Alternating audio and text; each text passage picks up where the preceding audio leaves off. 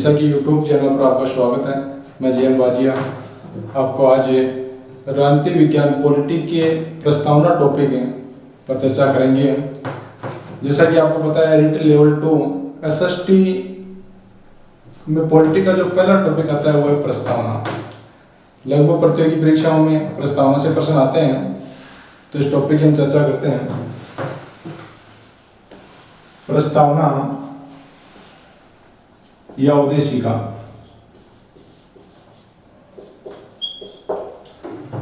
ये प्रस्तावना जो है, सबसे पहले अपने को ये देखना है कि ये प्रस्तावना क्या है।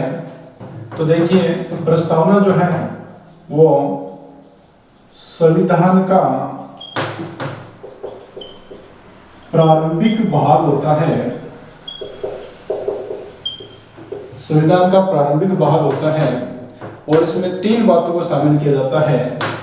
नंबर 1 संविधान का सार, नंबर 2 संविधान के उद्देश्य और नंबर 3 संविधान के लागू होने की तिथि।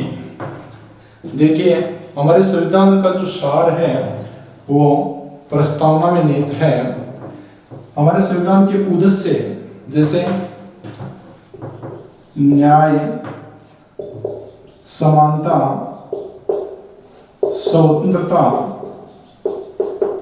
बंधुता को सुनिश्चित करना उद्देश्य है संविधान के।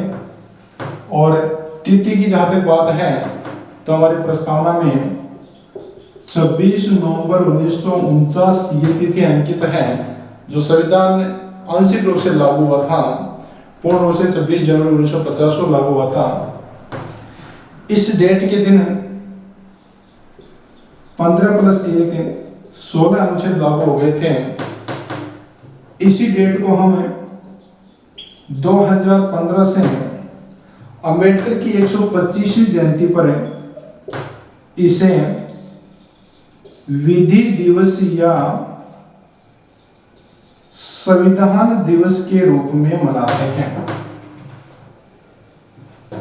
आगे हम बात करते हैं कि हमारे संविधान की प्रस्तावना जो है उसकी पृष्ठभूमि को लेकर के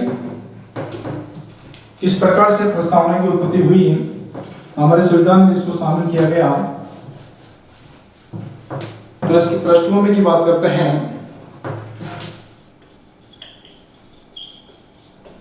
ये जो प्रस्तावना हमें संविधान की प्रस्तावना जो दिखाई दे रही है, ये प्रस्तावना जब संविधान लिखा जा रहा था, संविधान सभा के द्वारा इस संविधान सभा में 13 दिसंबर 1946 को पंडित नेहरू द्वारा एक उद्देश्य प्रस्ताव संविधान सभा में पेश किया गया। यह जो उद्देश्य प्रस्ताव है, यही वर्तमान की प्रस्तावना की विचार है। पंडित नेहरू चाहते थे कि इस उद्देश्य प्रस्ताव पर सबकी आम सहमति बने, इसलिए इस डेट को यह उद्देश्य प्रस्ताव संविधान सभा ने स्वीकार नहीं किया। इसे कुछ दिनों बाद में 22 जनवरी 1947 को 22 जनवरी 1947 को संविधान सभा ने स्वीकार कर लिया। यह 3 क्वेश्चन बड़े अच्छे बन रहे हैं। उद्देश्य प्रस्ताव किसके द्वारा पेश किया गया? पंडित नेहरू के द्वारा। कब पेश किया गया? 13 दिसंबर 1946 को। और इसे संविधान सभा ने कब स्वीकार किया? 22 जनवरी 1947 को। हमारे संविधान की प्रस्तावना जो है उस पर अमेरिका, फ्रांस और रूस की क्रांति का भी प्रभाव देखा गया है। बात करते हैं प्रस्तावना के जो शब्द हैं उनको लेकर के। प्रस्तावना में जो शब्द लिखे गए हैं उन शब्दों को हम एक एक करके उनके अर्थों को देखेंगे कि इनके क्या भाव निकलते हैं। प्रस्तावना में सबसे पहले दो बातों पर और गौर करते हैं। भारतीय संविधान की जो प्रस्तावना है, ये प्रस्तावना संयुक्त राज्य अमेरिका से ली गई है। संयुक्त राज्य अमेरिका से ये प्रस्तावना ली गई है। सेम इसी शब्दों से यूएनओ की प्रस्तावना भी स्टार्ट होती है। यूएनओ में भी ये लिखा हुआ है, हम संयुक्त राष्ट्र संघ के लोग, जैसे हमारी प्रस्तावना हम भारत के लोग। तो सबसे पहले ये ध्यान रखना है, संयुक्त राज्य अमेरिका से प्रस्तावना ली गई है, लेकिन हमारे संविधान की प्रस्तावना पर ऑस्ट्रेलिया की भाषा शैली का प्रभाव देखा गया है। तो यहाँ दो क्वेश्चन बनते हैं, प्रस्तावना अमेरिका से ली गई है और भाषा शैली जो है वो ऑस्ट्रेलिया की है। ऑस्ट्रेलिया की भाषा शैली हमारे संविधान की प्रस्तावना है, ये आपके ध्यान में रखना है। अब हम इस प्रस्तावना के जो शब्द हैं उनको देखते हैं। प्रस्तावना में जो शुरुआत होती है हम भारत के लोग से, हम भारत के लोग, ये जो वाक्यांश है ये अमेरिका से लिया गया है। बहुत अच्छा क्वेश्चन, अमेरिका से लिया गया। एक बात तो आपको ध्यान में रखनी है, इस वाक्यांश का क्या अर्थ निकलता है? इस वाक्यांश के दो अर्थ निकलते हैं। हम भारत के लोग, संविधान को बनाने वाली भारतीय जनता। हम ये कह सकते हैं कि संविधान का निर्माण किसने किया? जनता ने, अर्थात स्रोत, जनता स्रोत है। और दूसरा अर्थ ये निकलता है सर्वोच्च शक्ति जनता में निहित है, अंतिम शक्ति जो है वो भारतीय जनता में निहित है। दोबारा देखें, यानी हम भारत के लोग जो शब्द हैं या वाक्यांश हैं ये अमेरिका से लिए गए हैं। इसके दो अर्थ निकलते हैं। पहला अर्थ ये निकलता है कि संविधान का निर्माण करने वाली बात की जनता है, अर्थात इस संविधान का स्रोत जनता है। और दूसरा अर्थ निकलता है अंतिम शक्ति, सर्वोच्च शक्ति किसमें निहित है? तो सर्वोच्च शक्ति जनता में निहित है। ये इसके दो अर्थ हैं। हम भारत के लोग के आगे जो शब्द दिए गए हैं, प्रस्तावना में अक्सर शब्दों के क्रम को लेकर के बहुत बार क्वेश्चन आया है। तो प्रस्तावना आपको पूरी याद होनी चाहिए, उसके क्रम आपको क्रमानुसार याद होने चाहिए शब्द। आगे लिखा हुआ है प्रस्तावना का स्वरूप। आगे के जो 5 शब्द हैं वो प्रस्तावना का स्वरूप है। 5 जो शब्द हैं वो प्रस्तावना का स्वरूप है। क्या क्या शब्द देखिए, संपूर्ण प्रभुत्व है, एक शब्द आ गया अपने पास में संप्रभुता। कौन सा शब्द आ गया? संप्रभुता। दूसरा शब्द आता है समाजवादी। तीसरा शब्द आता है संप्रभुता, समाजवादी, पंथ निरपेक्षता, पंथ निरपेक्षता। और चौथा शब्द आता है लोकतांत्रिक।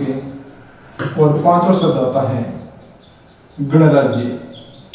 ये 5 शब्द हमारे संविधान का स्वरूप है, प्रस्तावना का हम स्वरूप कह सकते हैं। इनके क्या अर्थ निकलते हैं? देखिए इनके क्या अर्थ निकलते हैं। सबसे पहले अपने पास में शब्द है संप्रभुता। संप्रभुता जो शब्द है इसका अर्थ निकलता है कि भारत आंतरिक रूप से और बाह्य रूप से स्वतंत्र है।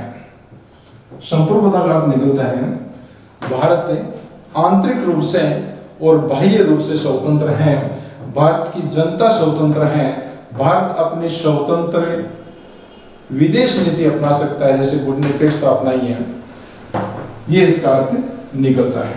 दोबारा देखें, संप्रभुता का अर्थ है भारत बाह्य और आंतरिक रूप से संप्रभु है, स्वतंत्र है, स्वतंत्र विदेश नीति अपनाता है और यहाँ की जनता स्वतंत्र है। अगला जो है समाजवाद या समाजवादी। तो समाजवाद हमारे यहाँ लोकतांत्रिक समाजवाद अपनाया गया है और इसके जनक पंडित नेहरू हैं। लोकतांत्रिक समाजवाद के तहत हमारे देश में मिश्रित व्यवस्था है। लोकतांत्रिक समाजवाद में हमारे यहाँ मिश्रित अर्थव्यवस्था है।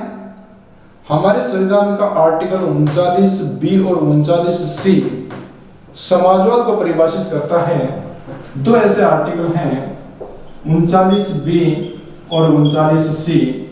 39B ये कहता है कि देश के उत्पादन और वितरण के संसाधनों का सामूहिक रूप से प्रयोग किया जाएगा, ये 39B कहता है। और 39C कहता है धन के केंद्रीकरण पर रोक लगाई जाएगी। धन के केंद्रीकरण पर रोक लगाई जाएगी। इसके बाद में अगला शब्द आता है पंथ निरपेक्षता। पंथ निरपेक्षता जो शब्द है ये बाद में जोड़ा गया था, इसकी चर्चा हम आगे करेंगे। पंथ निरपेक्षता का सटीक अर्थ जो है, पंथ निरपेक्षता से आप क्या समझते हैं, इसका तात्पर्य क्या है, इसका सटीक अर्थ क्या है, तो आपको सिर्फ एक लाइन ध्यान रखनी है। पंथ निरपेक्षता का अर्थ है राज्य का अपना कोई धर्म नहीं होगा। राज्य का अपना कोई धर्म नहीं होगा। राज्य का अपना कोई धर्म नहीं होगा। श्री विक्टर रमन ने पंथ निरपेक्षता पर अपने विचार दिए हैं। ये एनसीईआरटी की बुक में भी हैं, तो ये परिभाषा भी आपको याद होनी चाहिए। श्री विक्टर रमन कहते हैं पंथ निरपेक्ष राज्य न तो धार्मिक है न अधार्मिक है और न ही धर्म विरोधी है, बल्कि तटस्थ है। यह प्रत्येक व्यक्ति को धर्म की आजादी देता है। तो अपन ये कह सकते हैं कि हमारे यहाँ जो पंथ निरपेक्षता है उसका तटस्थ दृष्टिकोण अपनाया गया है। आगे लोकतांत्रिक। लोकतांत्रिक का सीधा सा अर्थ है जनता का शासन। हमारे यहाँ जनता के शासन को अपनाया गया है, लोकतांत्रिक व्यवस्था को अपनाया गया है। इसके साथ ही हमारे यहाँ सामाजिक और राजनीतिक लोकतंत्र को भी अपनाया गया है। सामाजिक और राजनीतिक लोकतंत्र को भी अपनाया गया है। इसके बाद में गणराज्य। गणराज्य का कई बार पूछा गया है, गणराज्य से क्या तात्पर्य है। गणराज्य से यह तात्पर्य है कि देश का राष्ट्राध्यक्ष वंशानुगत नहीं होकर के जनता द्वारा निर्वाचित होगा। दोबारा सुनना, सीधा सीधा ऑप्शन आता है। गणराज्य से तात्पर्य है भारत का, देश का राष्ट्राध्यक्ष अर्थात राष्ट्रपति वंशानुगत नहीं होकर के जनता द्वारा निर्वाचित होगा। ये गणराज्य का शाब्दिक अर्थ है, तात्पर्य है। तो ये स्वरूप में हमने 5 शब्दों को देखा। इसके बाद में हम बात करते हैं आगे के शब्दों को लेकर के कि प्रस्तावना में और जो शब्द हैं इनके क्या अर्थ निकलते हैं। प्रस्तावना में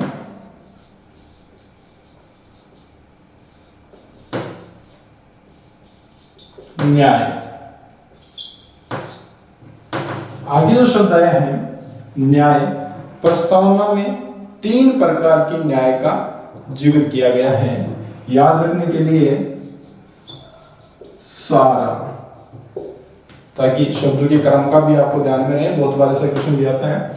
सामाजिक न्याय, सामाजिक न्याय, आर्थिक न्याय और राजनीतिक न्याय। 3 प्रकार की न्याय बताई गई है, सामाजिक न्याय, आर्थिक न्याय और राजनीतिक न्याय। सामाजिक न्याय से तात्पर्य है देश के सभी वर्गों का उत्थान करना। देश के सभी वर्गों का उत्थान करना, जैसे आर्टिकल 15 जो है, अनुच्छेद 15 जो है वो कहता है बिना किसी भेदभाव के सभी भारतीय नागरिक समान है। आर्थिक न्याय, सभी व्यक्तियों को बुनियादी आवश्यकता उपलब्ध करवाना, न्यूनतम आवश्यकता की पूर्ति करने, रोजगार के अवसर प्रदान करना। आर्टिकल 39 ये कहता है। इसके साथ ही साथ हमें जो स्वतंत्रता के अधिकार के तहत अनुच्छेद 19(1) में जो स्वतंत्रता दे रखी है, उसमें व्यवसाय चुनने की जो आजादी दे रखी है वो भी इस आर्थिक न्याय का उदाहरण है। राजनीतिक न्याय, राजनीतिक क्षेत्र में समान रूप से सभी को अवसर प्रदान करना, राजनीतिक न्याय उपलब्ध करवाना, जैसे मताधिकार। अनुच्छेद 326 इसका उदाहरण है। अनुच्छेद 326 से में जैसे 18 वर्ष की उम्र हो गई तो वोट देने का जो अधिकार मिलता है बिना किसी भेदभाव के प्रत्येक नागरिक को यह मताधिकार प्राप्त होता है, राजनीतिक न्याय का उदाहरण है। न्याय के बाद में आगे आती है हमारे संविधान की प्रस्तावना में स्वतंत्रता। स्वतंत्रता ये पिछली बार रेट में आ गया था, ये क्वेश्चन रेट में आया था। संविधान की प्रस्तावना में किस प्रकार के न्याय का उल्लेख नहीं है? सामाजिक, आर्थिक, राजनीतिक, कानूनी या धार्मिक। तो कानूनी या धार्मिक नहीं है, ये ऑप्शन गलत है। आगे जो है प्रस्तावना में स्वतंत्रता 5 प्रकार की स्वतंत्रता प्रस्तावना में बताई गई है। कितने प्रकार की? 5 प्रकार की स्वतंत्रता बताई गई है। अभिव्यक्ति,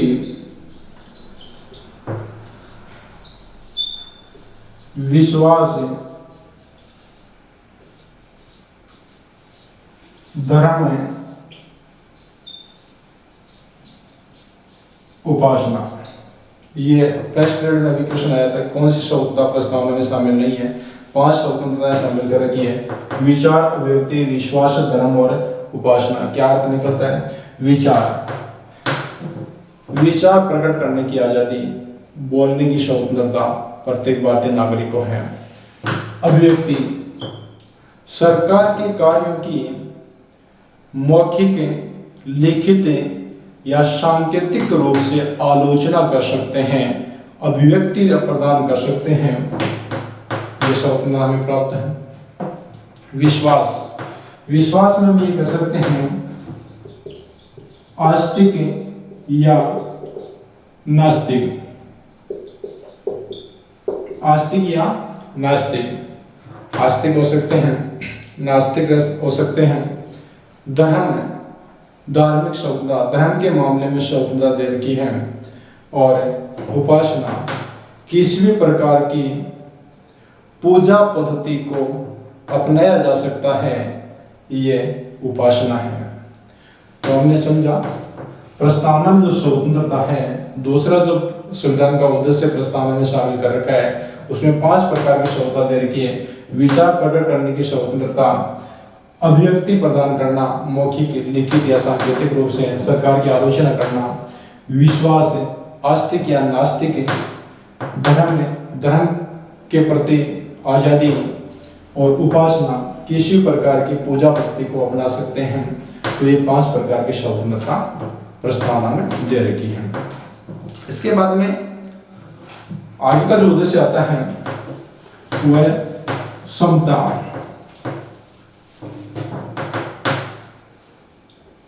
समता, समानता, 2 शब्द आए इसमें। पहला शब्द है प्रतिष्ठा और दूसरा है अवसर। प्रतिष्ठा, अवसर। प्रतिष्ठा का अर्थ है प्रत्येक व्यक्ति को गरिमापूर्ण जीवन जीने का अधिकार है। वो लोकप्रिय बनने के लिए, साथ ही साथ अपनी पहचान बनाने के लिए गरिमापूर्ण जीवन जी सकता है। और अवसर का मतलब है कि प्रत्येक नागरिक को समान रूप से अवसर प्रदान किया जाए, ये इनके अर्थ निकलते हैं। इसके बाद में तीन शब्द और हैं जिनकी हम चर्चा करते हैं, वो है एकता,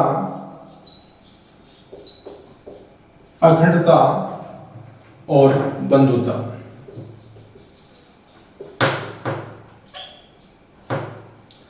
देखिए, एकता, अखंडता और बंधुता। एकता का मतलब यह है कि भारत एक इकाई के रूप में है, भारत राज्यों का संघ है, भारत एक इकाई के रूप में है, भारत राज्यों का संघ है। अखंडता का अर्थ निकलता है भारत से किसी क्षेत्र को अलग होने का अधिकार नहीं है। भारत से या भारत के किसी क्षेत्र को भारत में अलग होने का अधिकार नहीं है। अखंडता, अलग नहीं हो सकते, कोई भी क्षेत्र उसको अलग नहीं किया जा सकता भारत से। और बंधुता का अर्थ है भाईचारे की भावना,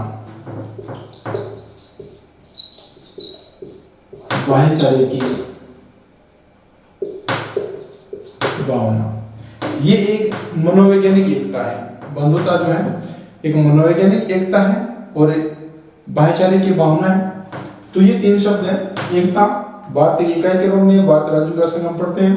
अखंडता, भारत के किसी क्षेत्र को भारत में अलग रहने का अधिकार नहीं है। और बंधुता का अर्थ है भाईचारे की भावना, मनोवैज्ञानिक एकता। इसके आगे जो प्रस्तावना के जो शब्द दे रखे हैं, तीन और शब्द उठाते हैं और वो दे रखा है, तीन शब्द है, एक जैसे लग रहे हैं, अर्थ अलग अलग है। अंगीकृत, अधिनियमित, आत्मार्पित। अंगीकृत, अधिनियमित,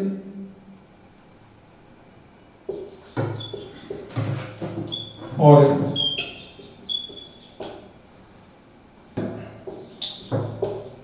ये जो तीन शब्द इनके क्या अर्थ निकलते हैं? देखो, अंगीकृत का मतलब होता है स्वीकार करना, अधिनियमित का अर्थ होता है कानूनी रूप से स्वीकार करना, और आत्मार्पित का मतलब होता है अंतरात्मा से स्वीकार करना, अर्थात मन और आत्मा से स्वीकार करना। अंगीकृत का अर्थ है स्वीकार करना, अधिनियमित का अर्थ है कानूनी रूप से स्वीकार करना, और आत्मार्पित का अर्थ है मन और आत्मा से, अंतरात्मा से स्वीकार करना।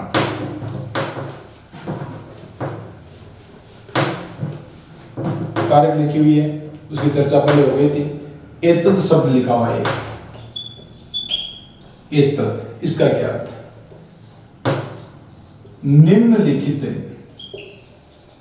संविधान सभा की प्रस्तावना पर जो नीचे संविधान सभा के सदस्यों ने स्वीकार करने के लिए जो हस्ताक्षर किए, उनके लिए शब्द प्रयोग हुआ है निम्नलिखित, उनके लिए यह प्रयोग हुआ है।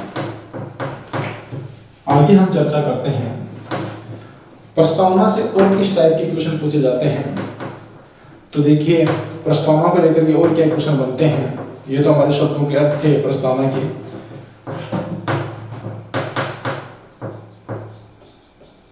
प्रस्तावना में संशोधन, संविधान में संशोधन कौन कर सकता है? संसद। तो प्रस्तावना में संशोधन करने का अधिकार किसको है? संसद को। प्रस्तावना की व्याख्या कौन कर सकता है? अर्थात संरक्षक कौन है? न्यायपालिका। सर्वोच्च न्यायालय भी ऑप्शन आ सकता है, सुप्रीम कोर्ट, सर्वोच्च न्यायालय। संरक्षक कौन? सर्वोच्च न्यायालय। व्याख्या करने का अधिकार किसका? सुप्रीम कोर्ट को, न्यायपालिका को। संशोधन की जहां तक बात आई है, तो अब तक भारतीय संविधान की प्रस्तावना में सिर्फ एक बार संशोधन हुआ है। उस संशोधन की बात करते हैं कि वो संशोधन कौन सा था और क्या संशोधन किया गया। एक समिति है, सरदार शरण सिंह समिति।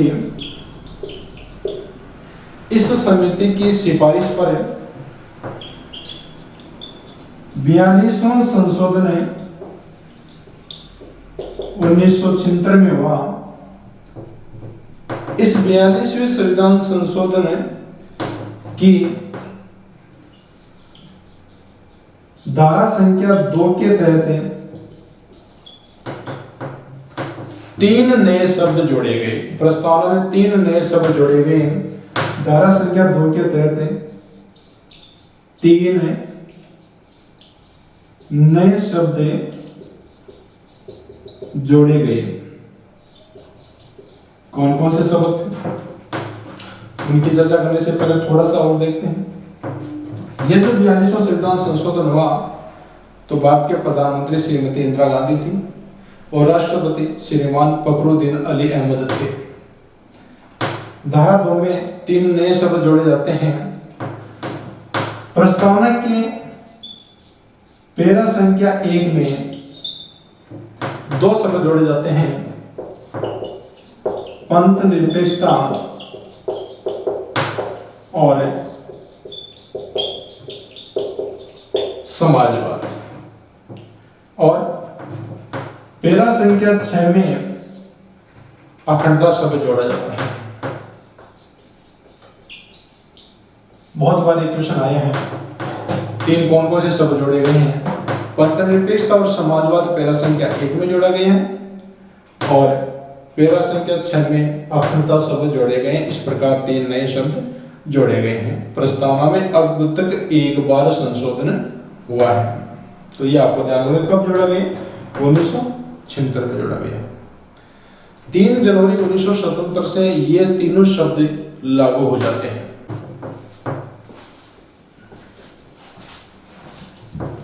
कोर्ट के फैसले वाद। पहला है बेरवारी वाद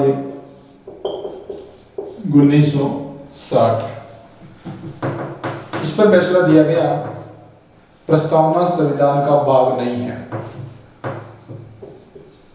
प्रस्तावना संविधान का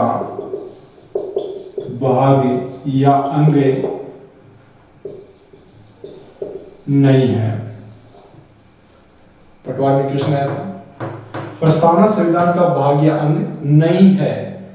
कौन सा वाद है, बेरवारी वाद 1960। इस वाद के ठीक 13 साल बाद में सुप्रीम कोर्ट ने इस फैसले का पलटवार कर दिया। मामला था केशवानंद भारतीय विवाद 1973। केशवानंद भारतीय विवाद 1973 में जो फैसला आया वो ये था कि प्रस्तावना संविधान का भाग है और इसके आधार पर संविधान की व्याख्या की जा सकती है। संविधान की व्याख्या की जा सकती है, अर्थात प्रस्तावना संविधान की आंख है। कौन सा प्रश्न है, केशवानंद भारतीय विवाद मामले पर 1973 में यह फैसला पलटवार कर दिया अपने डिसीजन का। प्रस्तावना संविधान का भाग है और इसके आधार पर संविधान की व्याख्या की जा सकती है। तीसरा वाद जो है वो ये है SR बॉम्बई वाद 1994। इस वाद पर फैसला आया कोर्ट का, प्रस्तावना संविधान की मूलभूत संरचना है। मूलभूत संरचना यानी मूल ढांचे का भाग है। संविधान के मूल ढांचे का भाग है। तीनों वाद आराम से देखना, तीन प्रमुख वाद हैं प्रस्तावना से रिलेटेड। पहला है बेरोवारीवाद 1960, जिसमें यह कहा गया कि प्रस्तावना संविधान का अंग नहीं है। केशवानंद भारतीवाद मामला 1973 में यह फैसला दिया गया प्रस्तावना संविधान का भाग है और इसके आधार पर संविधान की व्याख्या की जा सकती है। और तीसरा फैसला यह है एसआर मुंबई वाद 1994 में, जिसमें यह कहा गया कि प्रस्तावना संविधान की मूल संरचना का हिस्सा है, अर्थात मूल ढांचे का भाग है। तीनों वाद मोस्ट है, बहुत बार एग्जाम में पूछे गए हैं। आगे और किस टाइप के क्वेश्चन बनते हैं तो आपको ध्यान में रखना है, इनके शब्दों को लेकर के प्रश्न आता है। जैसे सबसे पहले न्याय, फिर स्वतंत्रता, फिर समानता, फिर बंधुता। ये क्वेश्चन भी सेकंड ग्रेड में आया हुआ है करण के हिसाब से। आपके स्वतंत्रता का जो 5 स्वतंत्रता दे रखे उनका करण क्या है, इस तरह के क्वेश्चन भी यहाँ से बनते हैं। कुछ विद्वानों ने प्रस्तावना की कई उपमा दी है, कई संज्ञा दी है, तो उनसे भी बहुत बार क्वेश्चन आते हैं, उनके कथन को लेकर क्वेश्चन आते हैं, तो वो हम देखते हैं। सबसे पहले बात करते हैं प्रस्तावना संविधान की आत्मा है। प्रस्तावना संविधान की आत्मा है। किसने कहा? उद्देश्य प्रस्ताव किसने प्रस्तुत किया था? पंडित नेहरू ने। पंडित जवाहरलाल नेहरू कहते हैं कि बात कि संविधान की जो आत्मा है वो प्रस्तावना है, जबकि डॉक्टर भीमराव अंबेडकर अनुच्छेद 32 संवैधानिक उपचारों के अधिकार को संविधान की आत्मा बताता है और पंडित जवाहरलाल नेहरू जो है वो प्रस्तावना को संविधान की आत्मा बताता है। ये कंफ्यूज वाला क्वेश्चन ध्यान में रखना। इसके साथ में संविधान की आत्मा जो है वो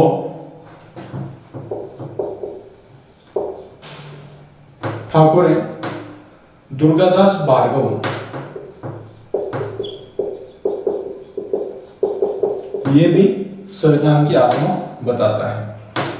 नानी पालकीवाल क्या कहते हैं?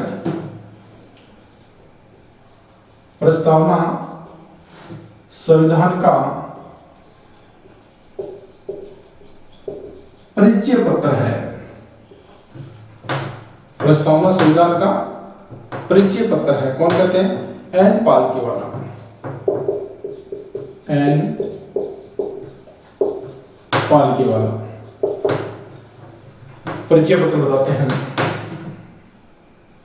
प्रस्तावना संविधान की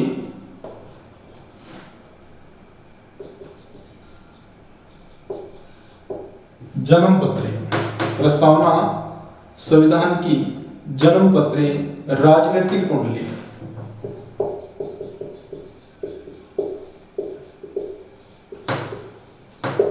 राजनीतिक कुंडली है, ऐसा किसका मानना है? के एम मुंशी का। के एम मुंशी का। के एम मुंशी कहते हैं कि भारतीय संविधान की जो प्रस्तावना है वो संविधान की राजनीतिक कुंडली है, राजनीतिक जन्म पत्री है। एक कोटेशन इनका और है के एम मुंशी का, और वो कहते हैं कि प्रस्तावना लोकतांत्रिक गणराज्य का भविष्य फल है। लोकतांत्रिक गणराज्य का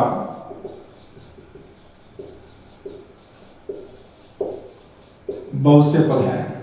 ये भी के एम मुंशी के द्वारा कहा गया है प्रस्तावना को लेकर के। प्रस्तावना लोकतांत्रिक गणराज्य का भविष्य फल है। इसके अलावा कई विद्वानों ने कहा है प्रस्तावना संविधान का कुंजी नोट है। जैसे प्रस्तावना संविधान का कुंजी नोट है, यह कहना है आर्केस्ट बर्गर का। किसका? अर्नेस्ट बर्गर का। सॉरी, अर्नेस्ट ब्रोकर का। इनका कहना है कि प्रस्तावना संविधान का कुंजी नोट है। इसके अलावा अन्य विद्वान क्या कहते हैं, देखिए।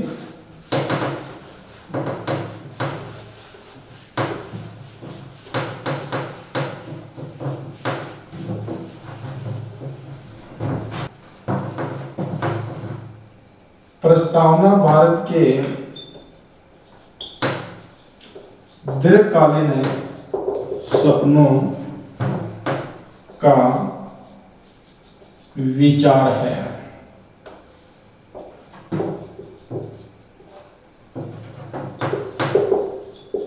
कृष्ण स्वामी अय्यर। इनका कहना है प्रस्तावना भारत के दीर्घकालीन सपनों का विचार है। इसके अलावा सुभाष कश्यप की परिभाषा देखते हैं। सुभाष कश्यप ने क्या कहा है? सुभाष कश्यप ने कहा है प्रस्तावना का प्रत्येक शब्द एक चित्र है।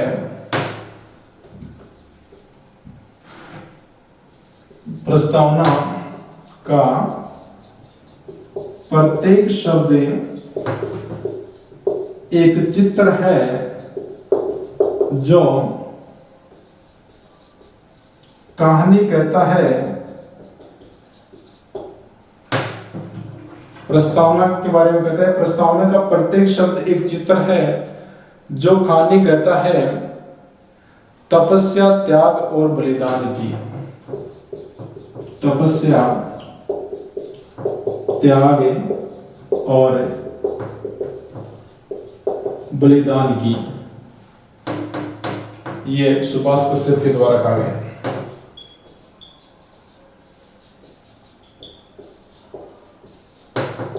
सुभाष कश्यप के द्वारा कहा गया है।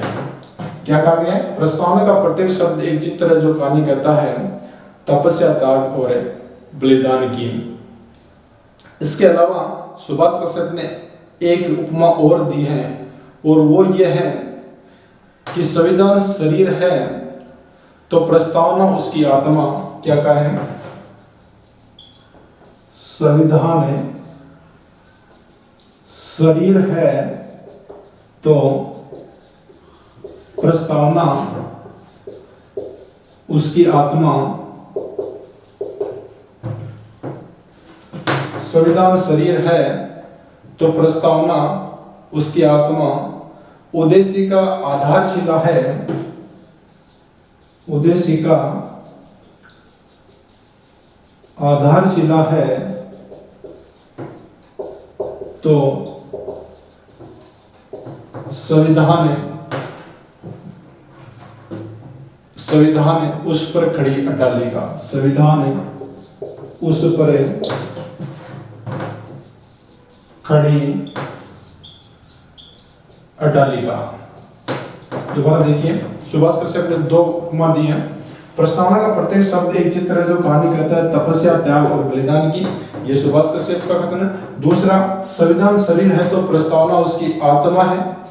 उद्देशिका आधारशिला है तो संविधान उस पर खड़ी अटालिका है। ये सुभाष कश्यप के द्वारा कहा गया है।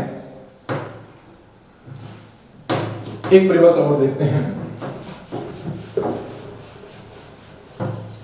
न्यायाधीश एम हिदायतुल्लाह का नाम सुना होगा।